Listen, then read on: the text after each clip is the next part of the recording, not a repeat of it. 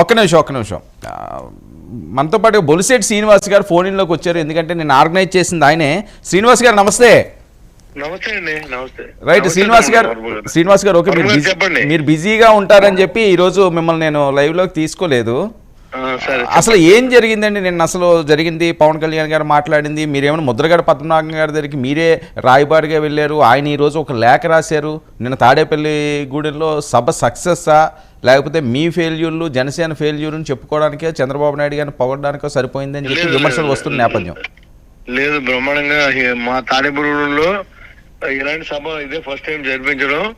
మీకు అందరూ అనుమానం లేదు, కాబట్టి ఎంక్వైరీ చేసుకోండి. ఆల్రెడీ మా తాడిపూడి కాన్స్టిట్యూన్సీ 50,000 మంది మేము జనాలు తీసుకుని వెళ్ళడం జరిగింది. అందులో అనుమానం లేదు. ఎవరికి ఏమి పైసా కూడా ఇవ్వకుండా వెహికల్స్ ఏమి దొరకకుండా చేశారు. అయినప్పుడు కూడా ఆటోల్లోనూ మోటార్ సైకిల్ మీద కారుల మీద గ్యాదరింగ్ చేయడం జరిగింది. దాదాపుగా 2 లక్షల నుంచి 2,40,000 వరకు జనం ఉంటారని మా అంచనా. అదండి. ఓకే, ఏంటి పద్మనాభం గారు ఏంటండి లెటర్ రాశారు? ఇంకా నా అవసరం మీకు లేదేమో అని మీ ప్రయత్నాలన్నీ కూడా సక్సెస్ అవ్వలేనట్టేనా? అలాగే అనుకోవాలి కదా. ఇంకా ఏమి మరి ఒక దారిలోకి రాలేదు, ఒక షేప్ రాలేదు. నా ప్రయత్నంలో అయితే లోపం లేదు. ఏదైతే జెన్యున్ గా మాట్లాడతాం, మనకి ఏమి ఇబ్బంది లేదు. ఆయన ఏం చెప్పారు, ఈయనకి అది చెప్పాం, ఈయన ఏం చెప్పారు కూడా అది చెప్పాం. పద్మనాభం గారిని కలుస్తానని చెప్పి కానీ కూడా కళ్యాణ్ గారు చెప్పారు, కానీ కలవలేదు. ఏమంటారు కారణాలు ఏవై ఉండొచ్చు శ్రీనివాస్ గారు మీకు తెలిసినంత వరకు? ఎందుకంటే ఒకే సామాజిక వర్గం కదా.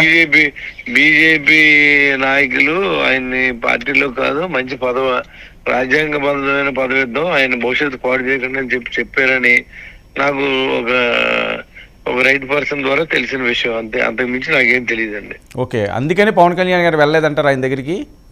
అయి ఉండొచ్చు అని నేను అనుకుంటున్నాను. ఎందుకంటే ఆయన అందరిళ్ళకి వెళ్ళినప్పుడు ఆ పద్మనాభం గారి ఇంటికి వెళ్తే తప్పే ఉంది. మద్దతు కూడగట్టుకోవడానికి ఎవరింటికైనా వెళ్ళవలసిన అవసరం ఉంటుందండి.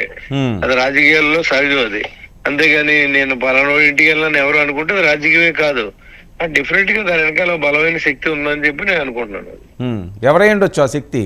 అది నాకు తెలియదు. మీరు ఏది దాచుకోరు, ఒకవేళ బయట చెప్తే మళ్ళీ మీరు ఇరుక్కుంటారు. వద్దులేండి, నేను మిమ్మల్ని ఇబ్బంది పెట్టాలనుకోవట్లేదు. నేను ఇరుక్కుంటాం, చచ్చిపోతే ఉండదు. చచ్చిది ఒకసారి చెప్తాం కానీ భయపడేది లేదు. ఏది వాస్తవం ఉంటే అదే మాట్లాడతాం. ఎందుకంటే ఎంతకాలం బతుకుతాం తెలియదు కాబట్టి అబద్ధాలు చెప్పి జనాన్ని మోసం చేయాల్సిన అవసరం నాకు లేదు. కాబట్టి ఖచ్చితంగా చెప్తాను నేను. ఉంది ఇప్పుడు ఏది శక్తి అనేది నాకు తెలియదు. ఏదో శక్తి నడుపుతుంది. అది ఎప్పుడు మనం ఏమవుద్దో కూడా నాకు తెలియదు. అదే నాకు తెలిసినంత వరకు మీకు చెప్పింది వాస్తవం. ఓకే శ్రీనివాస్ గారు, ఒకటి సూటి ప్రశ్న. నిన్న తాడేపల్లి గూడెంలో ఎవరో ఒకరు అభ్యర్థిని అనౌన్స్ చేస్తారేమో, అది టీడీపీయా జనసేన అని చాలామంది వెయిట్ చేశారు.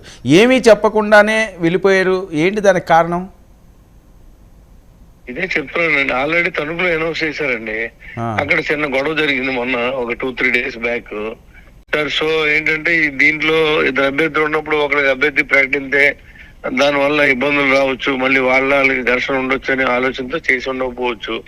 లేకపోతే తర్వాత ఈ మీటింగ్ దాని గురించి పెట్టింది కాదు కాబట్టి దానికి మళ్ళీ తర్వాత కూడా అనౌన్స్ చేయొచ్చు. అదండి.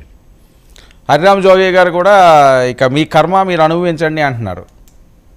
ఇప్పుడు ఆయన అనుభవాన్ని, ఆయనకు ఉన్న నాలెడ్జ్ని మనకి షేర్ చేశారండి. దాన్ని ఇష్టమైతే మనం ఫాలో అవుతాం, లేదా లేదు.